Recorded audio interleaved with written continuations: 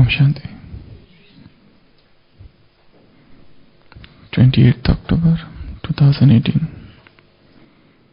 Today's blessing is, may you be a master teacher who gives teachings through your every act and word while you walk and move around. For example, just as you have mobile libraries nowadays, similarly, you too are walking and moving master teachers. Always see your students in front of you. You are not alone. Your students are always in front of you. You are constantly studying and also teaching.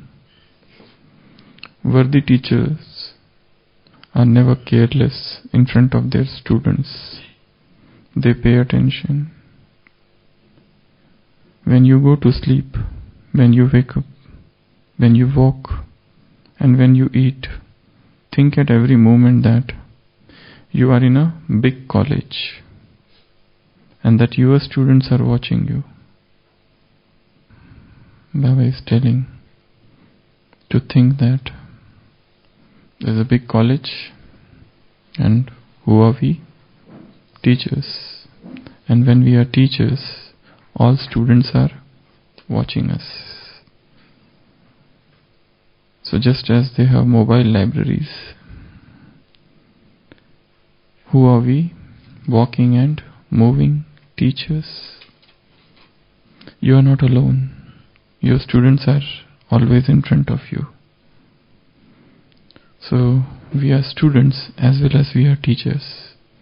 We are studying as well as we are teaching.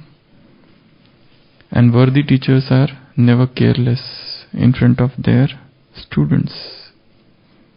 What they do, they pay attention.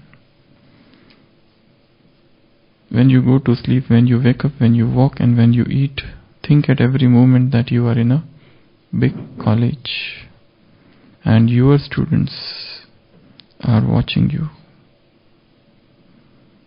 Such a new thing, though we know this, and yet every day we listen in Murli that we are godly students. Always have the intoxication that we are godly students. Today Baba is telling, you should have the intoxication that you are master teachers. And teachers are never careless. In India, the word teacher has got different meanings and different connotation. While in English, teacher means teacher. There is no other word than that. Eastern literature is very profound in religion. Western language is very profound in science.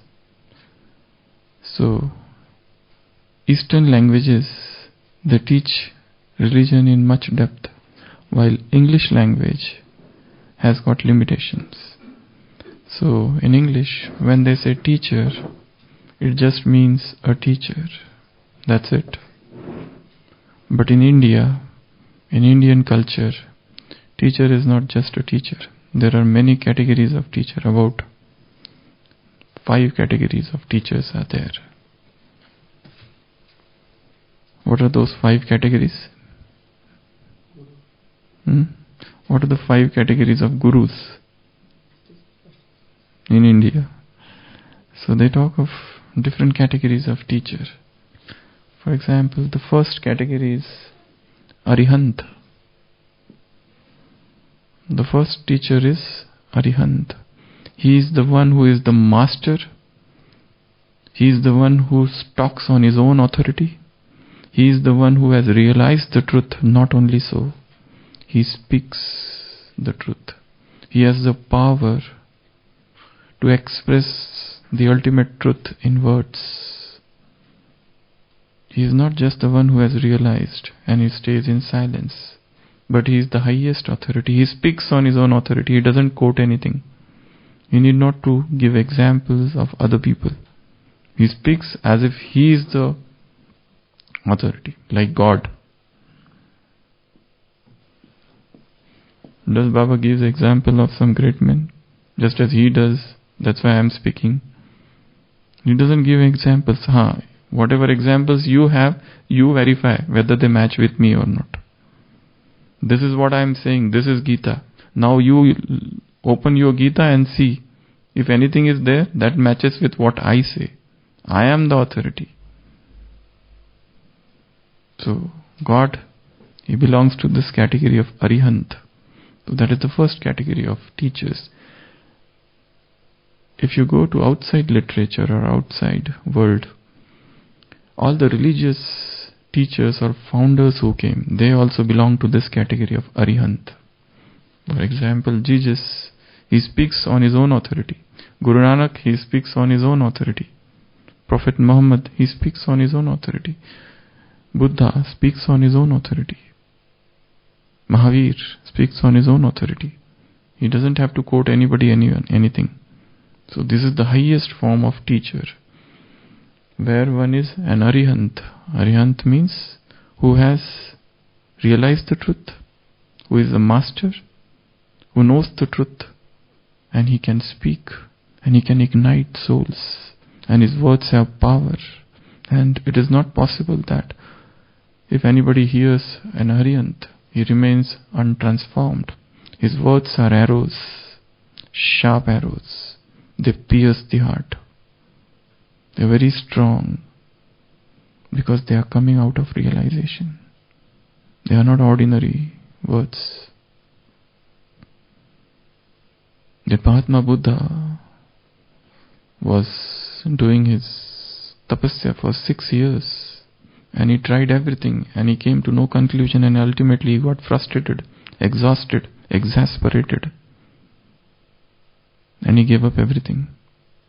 When his body was absolutely fragile, feeble, and he fell down unconscious, and some lady came and gave him some drink, and he regained some strength.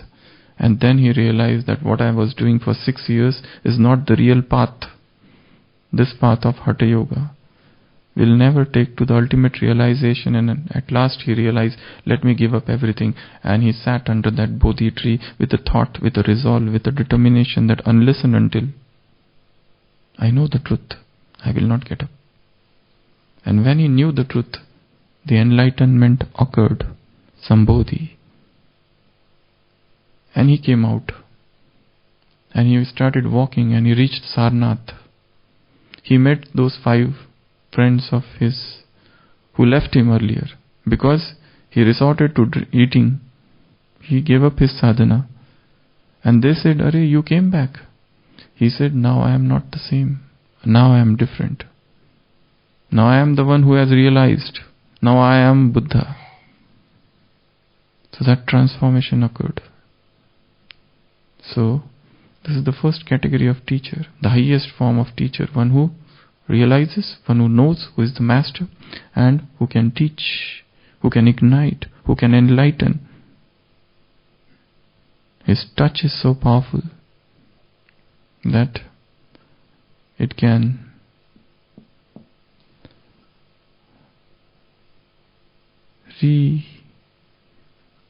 restore the spiritual consciousness of the soul. It can reignite the soul with a spiritual past. So this is the highest form of teacher. The second type of teacher is Siddha. First is Arihant. The second is Siddha. This teacher has realized. He knows the truth. He has his own authority, but he doesn't know how to put that in words. He lacks the power of words, and he cannot express it. But he is just like that Arihant, but he cannot express it. So he lacks the power of expression somewhere. But he is also a very great category. And these people prefer to remain silent, probably for the whole life. They may not remain, They remain unknown to the world. They never talk that much. They like silence and they like to be in that internal cave of supersensuous bliss and happiness. To come out of that cave, they feel that we are doing greatest service to the world by our thoughts, by our vibrations. There is no need to speak. Words are secondary here. Because the realization is so strong, it is unspeakable, indescribable. So they feel that even if they want, and also they don't give so much importance to speech. For them the highest speech is silence. And they fear that if we speak, probably our high stage may come down. So they don't want to take that spiritual risk of speaking.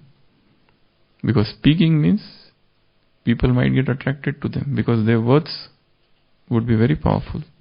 They are not ordinary words. They will be filled of power. So, and people might not resist. The opposers would become followers. Such siddhas have come across in the world who prefer to remain silent. So that is the second category of teacher. The third category of teacher is Acharya.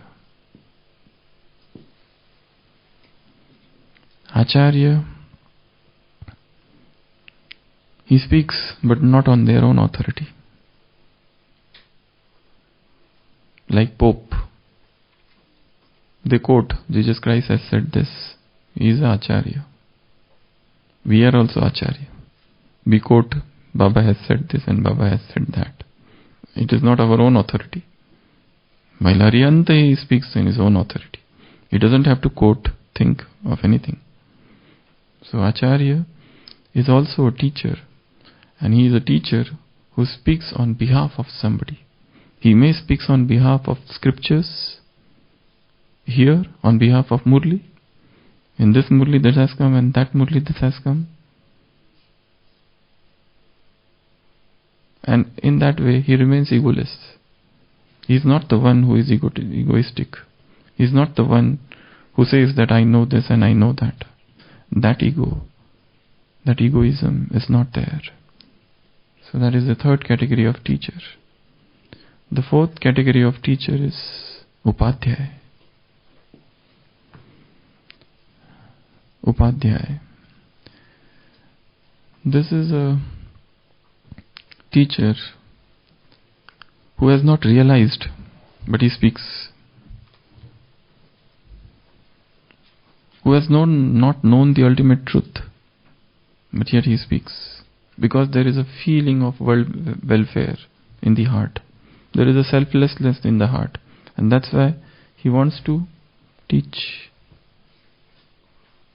But, for example, he may teach, you should speak truth. He may speak on God's love. And probably he has never achieved or realized that God's love, how deep it is. He may talk on bodilessness and without having any experience of bodilessness. He may describe what is the ultimate goal of life and what is the highest form of spiritual consciousness, but without himself understanding it. He has got theoretical understanding of things and very thorough understanding of things. That's why he has become an Acharya. He is a philosopher. So this is the fourth category of teacher. And fifth category of teacher is a sadhu or sannyasi. This is the fifth category of teacher. He is trying to know things. He has not understood. He has not realized. He is a student. But at the same time, he is a teacher also. Because now he has donned that ochre robe. He has taken those saffron robe. And that's why it is bounden upon him to teach. It is the onus, it is his responsibility to teach. And he teaches. And probably he is also egoless, probably. And he feels that whatever sins I have done in my past life, probably one of the ways to absolve those sins is to teach. Because by teaching, I am doing welfare to the world. I am doing world welfare. So, down the ages we had all this category of teachers in the world. We had Arihants, and we had Siddhas, and we had Acharyas, and we had Upadhyayas, and we had Siddhas. In India, when they say teacher, it means these things. In the Western English language, teacher means teacher. That's it. There's no other word. It is teacher. He is a teacher. Now, he may teach spiritual things. He may teach material things. He may teach the worst. He may teach the highest. In India, it's not like that. It is teacher is different. Guru is different. Guru is somebody who teach spiritual things. He cares for the spiritual welfare of his students, his disciples. It's a guru-disciple relationship. And on another side is a teacher-student relationship.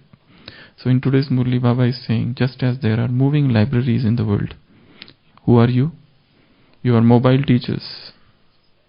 Not the one who teaches mobile walking. Mobile teacher means the teachers who are moving and walking around, and yet they teach by their example. They teach not by speech just. They in fact are there is an amalgamation of everything. They are all this 5 in 1. They are Arihants because they do speak on their own authority, because they have been given the highest authority by the highest power of the world. Baba says, you are your own authority. You don't have to rely on anyone. You are Master Gods. In today's Avyakta Murli. The second relationship where Baba said, you are combined with God. Body and soul. First is this combined form. Second, you and God. And third, Brahmin becomes an angel. And third, Lakshmi Narayan. This second form is the most powerful, where I feel that I am not alone and He is with me. And when He is with me, 7 things happen. What are they? What are the manifestations of the combined form? Master, Almighty, Authority. When this power, you alone are so powerful. Actually, you don't need anything. You are so powerful. But when the supreme power of the Supreme Soul gets combined with you, you become all the more powerful. So the first thing that happens is you become Master Almighty Authorities. Second, you are victorious. It's not possible that God is combined with you and defeat comes unto you. You are always victorious. You are always triumphant. Victory will come unto you, no matter what you do, whether it is Purusharth, whether it is effort, whether it is service or any other thing. When God is with you, what power can be against you? When God is with you, when you are combined with Him, this is one of the forms one should practice throughout the day. That, how to practice this? Now this is another question. How to practice that God is mixed in me, combined in me, mingled in me, merged in me. So you feel that 2 souls are there. Just as Brahma had the feeling that he is there and Shiva Baba is there. So we are Master Brahmas. So if this is my face and here I am, a soul, you think that just lateral to the soul. You may choose any side, right side or left side. That is up to you. And feel that he is sitting there. And then get merged. There is only one. My Father and I are one. The ultimate realization.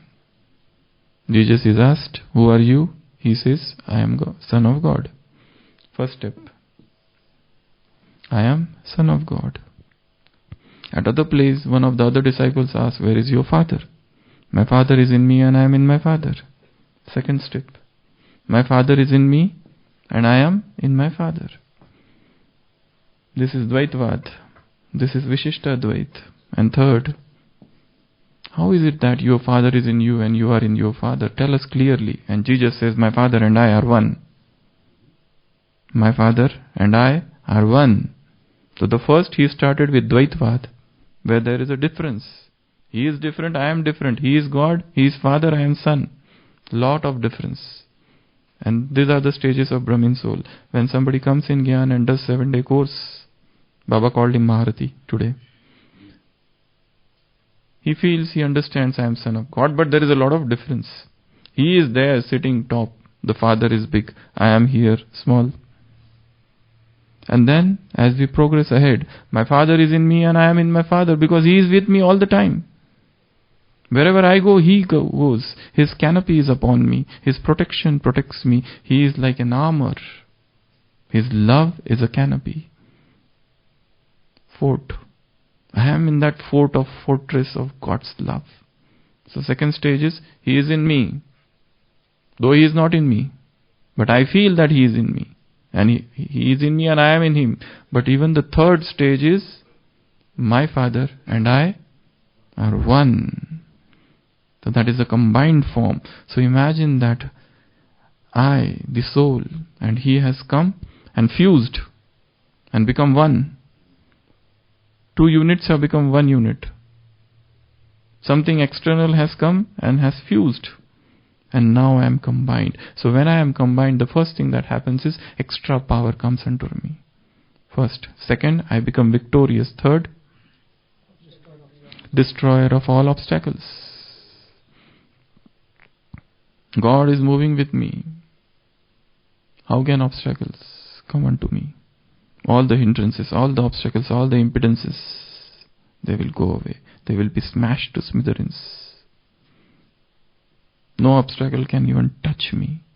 If the obstacle comes, they will not be like obstacles. For example, in this Mahabharata scripture, they show that when Krishna is very small, the Kans is sending every day new things, new demons. Sometimes Putna, that this sur and that sur.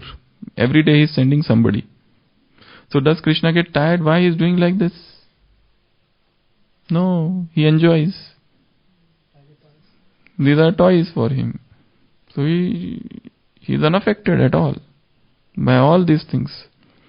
So all the onslaughts of Maya, all the attacks of Maya, all the circumstances that come as obstacle, they appear as playthings.